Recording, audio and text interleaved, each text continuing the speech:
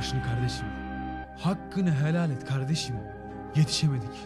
Ama andolsun ki bir gün gözyaşların yerini gülmeleri bırakacağız. Bacımın namusuna uzanan o pis elleri yemin olsun ki parçalayacağız. Korkma. Korkma ki anlasın bu zalim ordusu. Ölüm sadece onların korkusu. Kardeşimin gözünden akan yaşlar içimizde kir olarak birikti.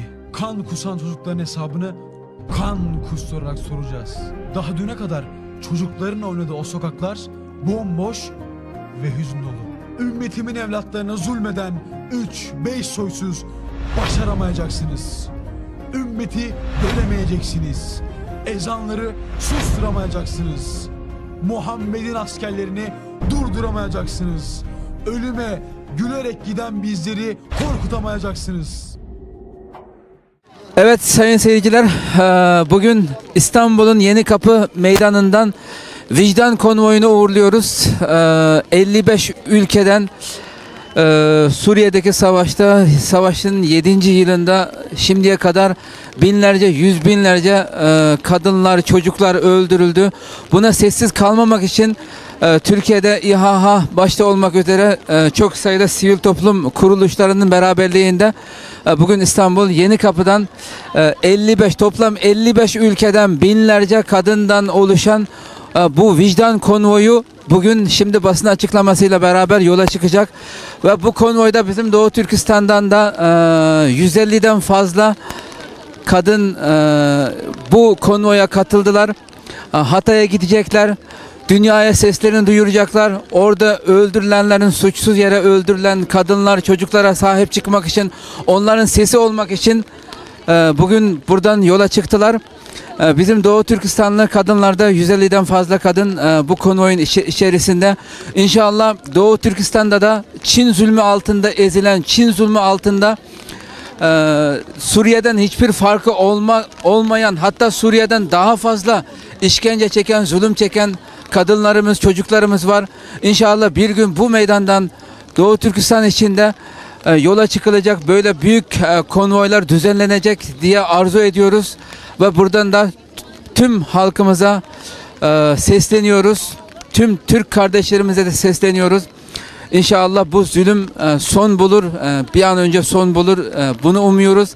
Şimdi katılımcılardan birkaç kişiyle röportaj yapacağız.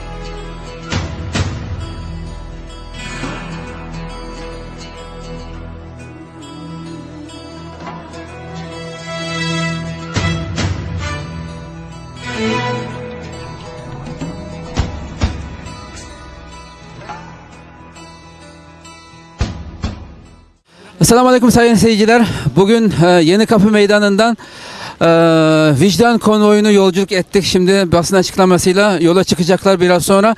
Ve bizim Doğu Türkistan'dan da 150'den fazla kadın hemşehrimiz bu konvoyun içinde yer aldılar. Doğu Türkistan Teşkilatlar Birliği başkanları, mesullarımız buraya geldiler. Kadınlarımızı yolcu ettiler. Biz başkanlarımızdan birkaç kişiyle röportaj yapacağız şimdi. Selamünaleyküm Sayın Başkanım. Aleykümselam. Biz Doğu Türkistan'da zindandaki mazlum kız kardeşlerimizin selamını, Suriye'deki zindanlarda ezilmekte olan, tutulmakta olan, tecavüzlere, mağduriyete uğratılmakta olan kardeşlerimize Doğu Türkistan'daki kardeşlerinin selamını iletmek ve onlarla aynı safta olduğumuzu, onlara destek verdiğimizi belirtmek için biz de Doğu Türkistanlı hemşehrilerimizi bu konvoyla yolcu ettik.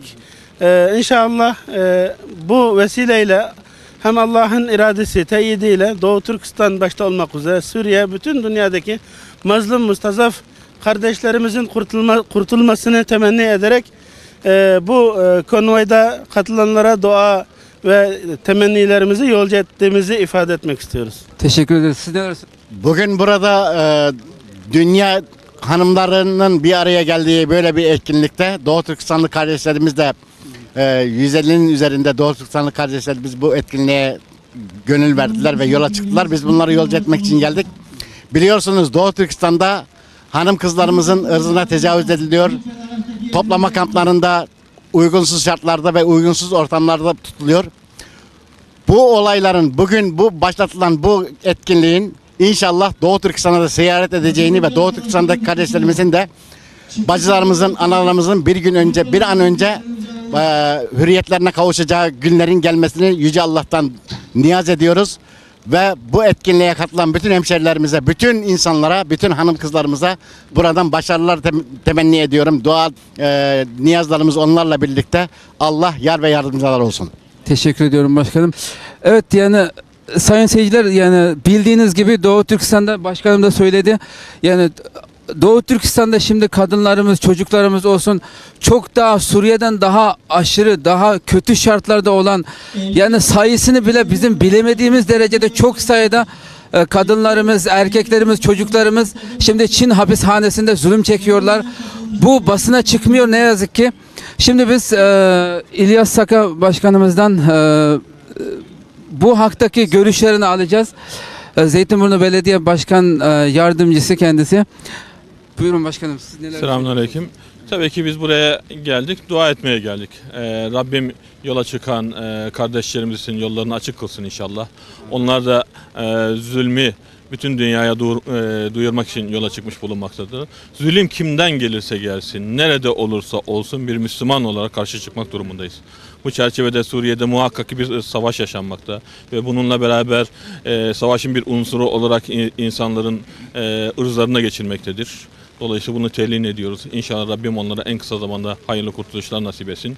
Tabii Doğu Türkistan hadisesine gelince oradaki sıkıntı çok daha farklı. Oradaki insanların kendilerini muhafaza edebilmesi, müdafaa edebilmesi bir söz konusu olmadığı gibi tamamen işgal altında ve tamamen bir soykırım yaşanmakta. 2 milyon gibi bir insanın, düşünün ki Nazi kamplarına alındığını düşünecek olursak oradaki vehameti daha da fazla olduğunu görmekteyiz. Ama buna rağmen nerede olursa olsun, nasıl olursa olsun, kimden gelirse gelsin zulmün karşısında durmak hem bir insan olmanın bir vecibesi, aynı zamanda Müslüman olmanın bir gereğidir. Biz buraya geldik ve Rabbimizi şahit tutuyoruz. Allah'ım senin davanda her yerde ve her zaman için olabildiğince, gerekirse canımıza, gerekirse malımıza, gerekirse ayaklarımıza her zaman olacağız inşallah. Rabbim inşallah en kısa zamanda bütün işgal altındaki gerek Müslüman gerek Müslüman olmayan ülkenin hürriyetlerini nasip etsin. Özellikle de Doğu Türkistan'da görülen bu zulüm sona ersin. İnşallah oradaki insanımız da hür olarak kendi kararını vererek hür bir Doğu Türkistan yaşasın inşallah. Amin amin. Teşekkür ediyoruz başkanım. Teşekkürler. Evet sayın seyirciler, hepsiyle bütün Doğu Türkistan Teşkilatlar Birliği başkanlarımızın birkaçıyla sohbet yaptık. Gönül isterdi ki hepsiyle teker teker yapsak ama hava şartları biliyorsunuz. İnşallah bu yeter diye umuyoruz inşallah. Başka bir programda görüşmek üzere. Selamun Aleyküm.